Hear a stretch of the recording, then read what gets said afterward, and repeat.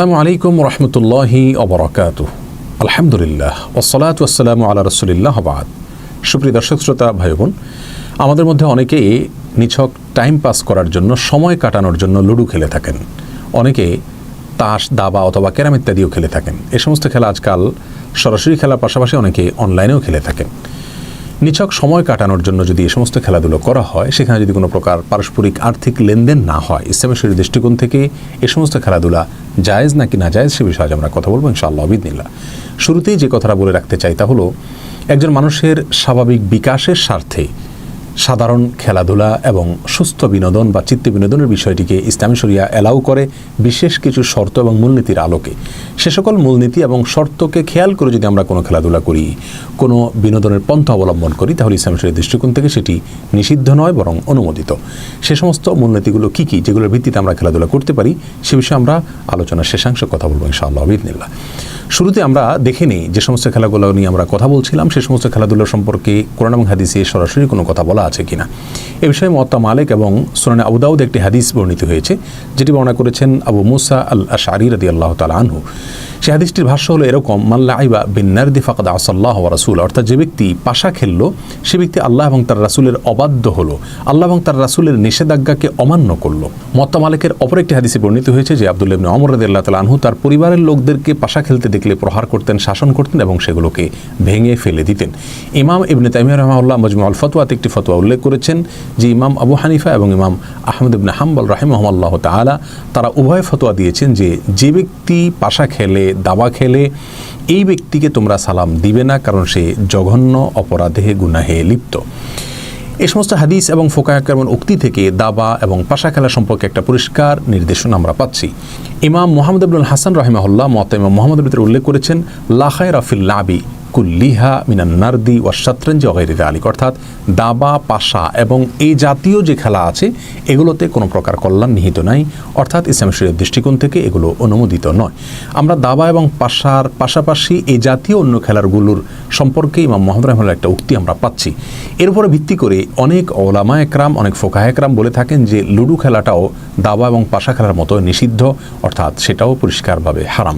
যদিও অনেক ফুকাহা একরাম সেটাকে মাকরুহ তাহরিমি বলেছেন, হারাম বলেনি। তার মানে নিষিদ্ধ হওয়ার ব্যাপারে ফুকাহা একরামের কোনো প্রকার দ্বিমত নেই। অর্থাৎ লুডো খেলা, এই খেলাটি দাবা, পাশা, অন্যান্য খেলার মতো নিষিদ্ধ খেলা, এ বিষয়ে পৃথিবীর তেমন কোনো ওলামা একরামের দ্বিমত পাওয়া যায় না। তবে নিষেধাজ্ঞার মাত্রাটা হারাম পর্যায়ের হবে নাকি তার চাইতে কিছুটা লঘু হবে, সেটা নিয়ে কিছুটা দ্বিমত রয়েছে। যদি কেউ কোনো প্রকার আর্থিক লেনদেন ছাড়া নিছক সময় কাটানোর জন্য লুডো খেলেন অথবা তাস খেলেন বা দাবা খেলেন, তাহলে সেগুলো ইসলামী শরিয়ার দৃষ্টিকোণ থেকে অ্যালাউড নয়। আর যদি সেখানে আর্থিক লেনদেন থাকে তাহলে তো সেটা ডাবল অপরাধ হবে। একদিক থেকে নিষিদ্ধ খেলা, অপর দিক থেকে জুয়ার মতো একটা পরিষ্কার হারাম কাজে লিপ্ত হওয়া। অতএব একজন মুসলিম আর্থিক লেনদেন থাকুক বা না থাকুক, এই সমস্ত খেলাধুলা থেকে নিজেকে দূরে সরিয়ে রাখবে। ইমাম নাসাই রাহিমাহুল্লাহ একটা হাদিস বর্ণনা করেছেন সূরা নাসাইতে, যে হাদিসের খোলাসা হলো এরকম যে এমন কোনো খেলা ইসলামী শরিয়ার দৃষ্টিকোণ থেকে অ্যালাউড নয়, অনুমোদিত নয়, যে খেলাধুলো মানুষকে আল্লাহ থেকে ভুলিয়ে রাখে। ইমাম বুখারী রাহিমাহুল্লাহ একটি অধ্যায় রচনা করেছেন সহিহ বুখারীর ভিতরে, যে অধ্যায়ের শিরোনাম দিয়েছেন এরকম যে এমন খেলাধুলা ইসলামী শরিয়ার দৃষ্টিকোণ থেকে অনুমোদিত নয়, যেই খেলাধুলা মানুষকে আল্লাহ থেকে ভুলিয়ে রাখে। প্রিয় দর্শক, ইসলামী শরিয়ার দৃষ্টিকোণ থেকে যে কোনো খেলাধুলা অনুমোদিত হওয়ার জন্য, যে কোনো খেলাধুলা জায়েজ হওয়ার জন্য কয়েকটি শর্ত রয়েছে। ফুকাহা একরাম বিভিন্ন হাদিসকে অ্যানালাইসিস করে, গবেষণা করে তারা সে সমস্ত মূলনীতিগুলো উল্লেখ করেছেন। তার ভিতরে সর্বপ্রথম মূলনীতি বা শর্ত হলো, খেলাধুলা হতে হবে এমন খেলাধুলা যার ভেতরে শারীরিক কসরত রয়েছে। ইসলামী শরিয়া যে সমস্ত খেলাধুলাকে অনুমোদন দিয়েছে, হাদিসে যে সমস্ত খেলাধুলার উপর আমরা অনুমোদন দেখছি, সেই সমস্ত খেলাধুলোতে শারীরিক কসরত রয়েছে, যেটাকে পার্থিব উপকারিতা বা ইহজাগতিক উপকারিতা হিসেবে আমরা ধরতে পারি। সেই সাথে সেখানে চিত্ত বিনোদন এটা যুক্ত হতে পারে, নিছক আনন্দের জন্য, বিনোদনের জন্য এটা হতে পারে।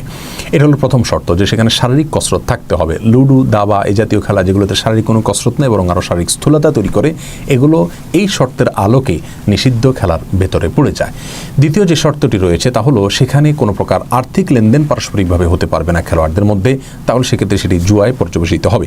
তৃতীয় যে শর্ত রয়েছে তা হলো, এ ধরনের খেলা খেলতে গিয়ে সতর উন্মুক্ত করা চলবে না এবং বেপর্দা হওয়া চলবে না, অর্থাৎ নারী পুরুষ মিশ্রণ হওয়া চলবে না, এবং নারী পুরুষের একে অন্যের পর্দা নষ্ট হতে পারে, পর্দার বিধান লঙ্ঘন হতে পারে, এরকম কোনো বিষয় সেই খেলায় থাকতে পারবে না। চতুর্থত, সেই খেলা আল্লাহ থেকে এবং সালাত থেকে মানুষকে গাফেল রাখতে পারবে না, আল্লাহ থেকে এবং সালাতের ব্যাপারে মানুষকে উদাসীন করবে, এরকম পর্যায়ের আসক্তি সেখানে থাকতে পারবে না। 5 নম্বর শর্ত হলো, খুব বেশি সময় এই খেলার পেছনে ব্যয় করা যাবে না, নষ্ট করা যাবে না, কারণ একজন মুসলিমের কাছে তার জীবনের প্রতিটি সেকেন্ড অনেক বেশি মূল্যবান। মুসলিমের হাতে এত অতিরিক্ত সময় নেই যে সময় কাটানোর জন্য সে যা তা করে বেড়াবে। কোরআন কারীম আল্লাহ সুবহানাহু ওয়া তাআলা সফল মুমিনের বৈশিষ্ট্য উল্লেখ করতে গিয়ে বলেছেন, ওয়াল্লাযীনা হুম আনিল লাগবি মুরিদুন, যারা অনর্থক এবং অযথা কাজ থেকে বেঁচে থাকে। রাসূল কারীম সাল্লাল্লাহু আলাইহি ওয়াসাল্লাম বলেছেন, মিন হুসনি ইসলামিল মারই তারকু মা লা ইয়ানিহি, একজন মানুষের ইসলামটা সৌন্দর্যমণ্ডিত হবে যখন সে অনর্থক কাজ থেকে বেঁচে থাকবে। অতএব যে সমস্ত খেলাধুলো আজকাল খেলাধুলো নয়, বরং খেলাধুলোর চাইতে বড় কিছু, বেশি কিছু, সেগুলোর সাথে অনেক ব্যবসা বাণিজ্য জড়িত, সেগুলোর সাথে অনেক অনাচার জড়িত, একজন মুসলিম কোনোভাবেই সেগুলোর সাথে নিজেকে সম্পৃক্ত করতে পারে না।